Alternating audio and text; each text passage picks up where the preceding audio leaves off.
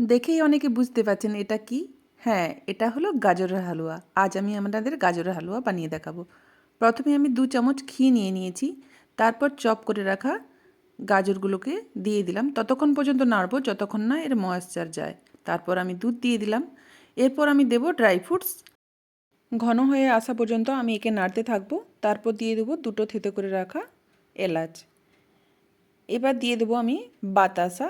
বাতাসা দিলে এর কালারটাও সুন্দর হয় আর টেস্টটাও ভালো হয়। তারপর দিয়ে দেবো চিনি। অনবরত আমি নাড়তে থাকবো। দেখুন খুব সুন্দর একটা কালার চলে আসছে। এবার আমার গাজরের হালুয়া রেডি। তো চলুন এবার সার্ভ করে নিই। রাত্রে ডিনারে রুটির সঙ্গে গাজরের হালুয়া বেশ ভালো লাগে। আপনাদের কার কার গাজরের হালুয়া ভালো লাগে অবশ্যই কমেন্ট করে জানান। আর হ্যাঁ, ভিডিওটা ভালো লাগলে লাইক করতে ভুলবেন না কিন্তু।